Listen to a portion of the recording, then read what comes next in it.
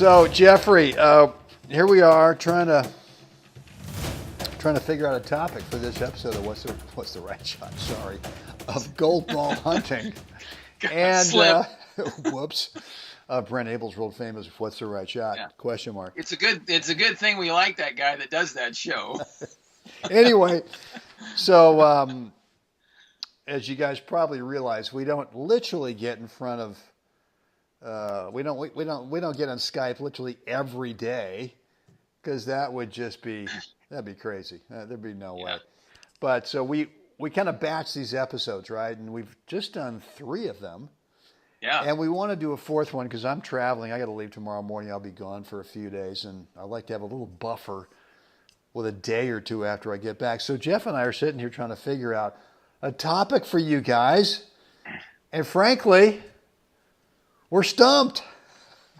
So I got nothing. Well, maybe here's a topic. This is this incoming right now, and we're talking about this right now. It's like, okay, so I don't know if there's a conversation here or not. So what do you do on a day that you're scheduled to play? Could be tournament, 2nd round, 3rd round, 1st round, match, Friday, Saturday morning, league match. You're assigned to play, and you get up that morning, and damn it, you got nothing, and you know the mojo's not there.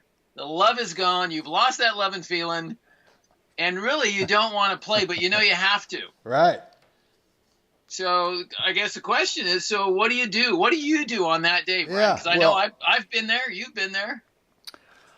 First of all, I just accept reality that there are going to be days like that. So here's another thing Mama said. There'd be days like this. Right. Mama said. I hate it when Mama's right. Yeah. So She's always right. I just kind of go. I just first of all accept it. Okay. Well, I gotta go do something. So for me, it might be I'm going to go in the gym, and I'm going to get in the stationary bike for 15 minutes, maybe 20 minutes. I'm going to start cracking the sweat. I'm going to start doing some breathing. I'm going to try to get more kind of oxygen into my body, and whether that means a couple minutes of really deep breaths of trying to do that. And it may not help me actually at the start of the match in the warm-up. I may still feel kind of flat. Right. But once I get going, I keep the breathing going. I keep kind of slapping my thigh a little bit. I keep kind of doing the little jump rope steps in between points just to kind of get going. And I'll tell you, most of the time it works.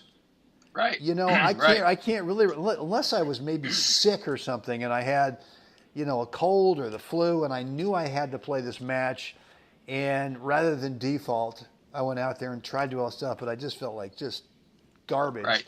And it just never happened on that day. So sometimes on those days though, I know, like just before pre-flu or flu and you're cold and you're kind of in that mode, and it's like almost an I don't care mode where mentally you're not as sharp as you normally hope that you are, but there's something about that relaxed mode that you're in.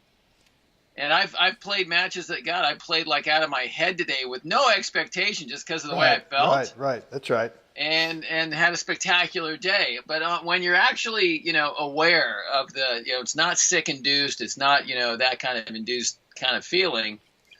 I know back in the day when I was a player and I woke up feeling flat and lethargic and that, I would keep my breakfast to a real minimum or none at all. And I would take my vitamins on an empty stomach to make my stomach upset.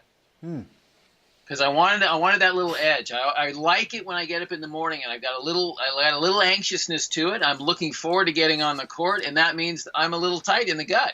And I've got a little edge there, and I like that. I know me, right? After playing, 58 years on the planet and playing, I know me. So, but as a player back in the day, that was one of my solutions, was to do that. And I don't do it anymore. It's just I have a different process now. But that was one of the ways I solved it, was I got edgy. And that was one of the ways I did it. Now, the biggest thing for me is, okay, I'm here. If I truly don't want to go, if it's a league match or something, then get on the horn the night before or something and just call it. If you don't think you can wake up and do it, give your team a break and everybody around you a break and pull the plug. And if pull the plug. But if it's on that day, you got to make a decision that says, I want to be here.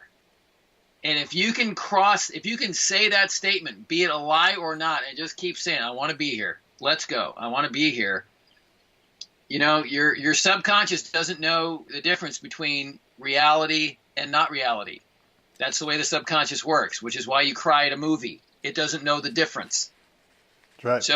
So this is part of your programming, and you've got to decide. It's not about, you know, oh gosh, I guess I can put up with the hour drive over to wherever. Or I guess I can put up with being in the car with so-and-so and that conversation, right? Yeah. Or whatever. So what are those things that are controllable that you might be able to ease the pain? Maybe say, you know what, guys, I'm running a little behind. You guys go without me. I'm going to drive myself. Eliminate that potential headache, right? So that you can just be in your own world and decide that you want to be there. Yeah. And I think if you can get over that hump on a day that you really don't want to be there, but you've got to figure out a way to get there, for me, that's the decision. You know, here I am. I'm in Texas. I think I'm here. I might as well show up. And you know what? Let's go ahead and throw down the gauntlet. Yeah. Let's swing the bat. Let's get going here. Yeah. No. You know, and even if, like you said, even if you got to be an Academy Award winner through the first set and pretend you're enjoying it, you may find that eventually things start to click. Absolutely. Yeah. You know. No, that's true. That's true. I think that it's sort of like when, even if you're feeling 100% and things aren't working. Yeah. For whatever reason, either you're missing shots that you normally don't, or the guy's gotten a little bit lucky, and the next thing you know is you're down a break, and he's serving a 5-3, and you know, looks like you could go into a real negative place. And yet, what I found is if I don't think out in the future, if I just think about the next point. Right? I mean, I don't think about the end of the set, the end of the match. Right. Well, geez, if I don't win this game, then I'm going to lose a set, and now we're down a set, or I'm down a set, and that means this or that. If I can just stay in the moment, and the moment for me, as I said before, is sort of doing that little skipping around, you know, just before, especially, you know, if my partner's receiving serve, I want to sort of be just trying to get some energy going. And for me, that deep breathing, actually, sometimes I've done it where I've almost hyperventilated, right? It's not like really short breaths, but it's really deep, trying to get oxygen into my body. Right. And, you know, I can't do it for very long. I can do it for maybe 4 or 5 deep breaths. And then I go, start to get light. Bye, guys. See you later. You know, no. So, my fingers start to tingle. That's right. But I need to get oxygen in my body and mentally, just by doing the little skipping steps. I'm energizing everything, and so look, there's here's another thing I'm going to throw in there too, and this was I can't think of the gal's name. It's a TED talk, and this doctor is talking about the physicality of your posture, and literally and we may have mentioned this early in one of the early episodes, but literally you can change your emotional state by standing up, getting your head up, and you know, putting the chest out and taking a much more balanced, positive posture, and you start to walk that way. It's very difficult to go negative because your body is actually responding to that posture and that position, and it actually changes your body chemistry. Yeah. So that's just that's a fact. I mean, that's a physical thing. And think of what your opponent's thinking when they see that. Right. First of all, if you're the opponent, don't be looking at don't be looking at the guy who's down 5-3 and you're serving and he's puffing out his chest going, what a beautiful day out here. And, you know, don't look at that because it's going to mess you up. So, anyway. All right, Jeff, listen, good stuff, man. That's good. We actually thought we were going to, I think we should save what our intention was for another episode. So, guys, thanks for hanging out with us today. We want to offer you a free private 10-minute coaching call with you, me, and Jeff. We'll do a 3-way call. Again, it's free. It's on the house. And what we're going to ask is you bring that one thing in your game right now that you're struggling with, you just can't figure out. And let's see if we can't powwow for those 10 minutes and set you on the right path to get that result that you want. The way to get on the call is to go to goldballhunting.com and put in a first name, email address, and what you'll get then is access to our online scheduling calendar, and you can cherry pick a date and time that works best for you. Jeffrey, what is it that we want the fine folks to do right now? Please like us, share us, subscribe. Let us know what you think down below. Absolutely. Cool, guys. Thanks for hanging out with us today. Get out there, man. Beautiful day here, by the way. 88 degrees here in the desert. Ooh, nice. Sweet.